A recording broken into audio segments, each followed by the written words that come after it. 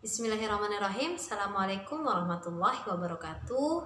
Anak-anakku sekalian yang ibu banggakan dan ibu cintai, bertemu lagi dengan Butia di channel Butia. Seperti biasa, hari ini kita akan membahas materi baru, dan materi baru Al-Quran Hadis ini akan difokuskan pada kelas 6A dan kelas 6B. Mohon kelas 6A dan kelas 6B, khususnya siswa-siswi MIN 3 Kota Tangerang Selatan, diperhatikan ya. Selamat belajar. Hari ini kita akan membahas materi tentang isi dan kandungan surat Al-Insyirah. Siapa yang tahu apa arti surat Al-Insyirah? Mungkin dari sebagian teman-teman tahu.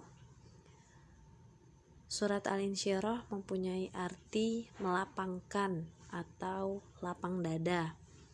Surat ini surat urutan ke-94 di dalam Al-Quran. Terdiri dari 8 ayat, terletak sebelum surat At-Tin dan sesudah surat Ad-Duha di dalam Al-Quran. Dan surat Al-Insyirah juga termasuk ke dalam golongan surat Makkiyah, yaitu surat yang turun di kota Mekkah. Sebelum kita membahas isi dan kandungannya, mari kita bersama-sama membaca surat Al-Insyirah. Bismillahirrahmanirrahim. Dengan nama Allah yang Maha Pengasih lagi Maha Penyayang. Alam nashrah laka sadrak, yang artinya, bukankah kami telah melapangkan dadamu wahai Muhammad? Wa wada'na 'anka wizrak, yang artinya, dan kami pun telah menurunkan bebanmu darimu. Alladzi anqadha dhahrak, yang artinya, yang beban itu memberatkan punggungmu. Wa rafa'na laka dzikrak, yang artinya, dan kami tinggikan sebutan namamu wahai Muhammad bagimu. Fa inna ma'al usri yusra, yang artinya, maka sesungguhnya bersama kesulitan itu selalu ada kemudahan. Inna ma'al usri yusra, yang artinya, sesungguhnya bersama kesulitan ada kemudahan. Fa idza faraghta fanshab, yang artinya, maka apabila engkau telah selesai dari suatu urusan, tetaplah bekerja keras untuk urusan yang lain. Wa ila rabbika farghab, yang artinya, dan hanya kepada Tuhanmu lah hendaknya kamu berharap. Oke, sekarang kita bahas isi dan kandungan dari surat Al-Insyirah. Pada ayat 1 dan ayat 2 menjelaskan tentang ketetapan Allah bahwasanya telah melapangkan dada. Dada siapa? Dada Muhammad dengan sifat-sifat kenabian dan lain-lainnya. Dan pada ayat kedua, Allah telah melenyapkan segala dosa dari diri Nabi Muhammad SAW.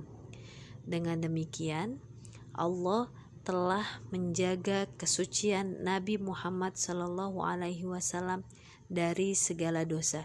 Itu termasuk ke dalam kemukjizatan Nabi Muhammad, karena sudah dilenyapkannya semua dosa dan Nabi Muhammad telah terjaga kesuciannya.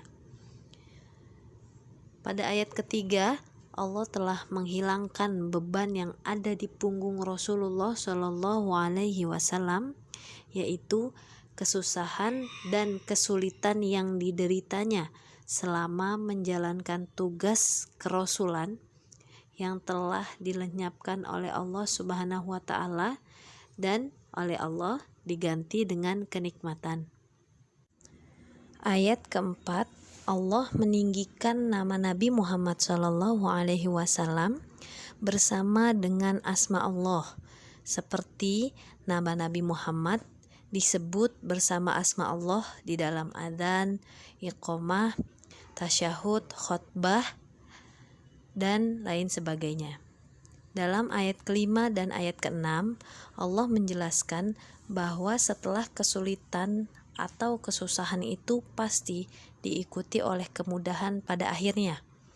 Keadaan Nabi Muhammad SAW senantiasa mengalami kesulitan, banyak sekali mengalami kesulitan, baik sebelum maupun sesudah menjadi nabi. Dalam berdakwah selalu mendapatkan halangan dan rintangan dari kaum kafir. Namun, beliau tetap tabah dan gigih berjuang untuk menghancurkan kemusyrikan. Akhirnya, beliau mendapatkan kenikmatan berupa kemenangan atas kaum kafir. Dan Allah mengangkat derajat Nabi Muhammad, baik namanya di dunia maupun di akhirat. Itu salah satu kemukjizatan Nabi Muhammad dalam berdakwah kepada Allah. Ayat 7 berisi tentang anjuran dari Allah Subhanahu wa taala bahwasanya setelah selesai sholat supaya kita berdoa dengan sungguh-sungguh dan hanya mengharapkan ridha Allah Subhanahu wa taala saja, tidak dengan yang lain. Pada ayat ke-8, pada ayat terakhir ini Allah menganjurkan kepada hambanya dalam berdoa agar merendahkan diri kita dengan suara yang lembut. Sekarang kita bahas penerapan surat Al-Insyirah pada kehidupan sehari-hari. Apa saja sih nilai-nilai yang bisa kita ambil dari surat Al-Insyirah ini? Yang pertama, kita harus banyak bersyukur atas apa yang sudah Allah berikan, tidak membanding-bandingkan dengan apa yang kita punya dengan orang lain. Yang kedua, tidak mudah mengeluh, tetap sabar, ikhlas, ikhtiar, dan tawakal ketika mendapatkan musibah. Yang ketiga, karena sesungguhnya Allah telah menjamin bahwasanya setelah kesulitan itu ada kemudahan. Ketika kita mendapatkan musibah, pasti ada jalan keluarnya. Pasti ada kemudahan dari apa yang kesulitan tadi kita peroleh. Yang keempat, setiap persoalan dan masalah harus tetap dicari solusinya. Itu namanya ikhtiar. Dengan tetap berusaha dan tidak putus asa. Yang kelima, setiap usaha dan ikhtiar tersebut harus dilengkapi dengan doa kepada Allah Subhanahu wa taala. Yang keenam, selalu berhusnudzon atau berprasangka baik kepada Allah. Yang ketujuh, setelah berikhtiar dengan sungguh-sungguh, hendaknya tetap menggantungkan hasil akhir hanya kepada Allah, bukan kepada pikiran kita sendiri.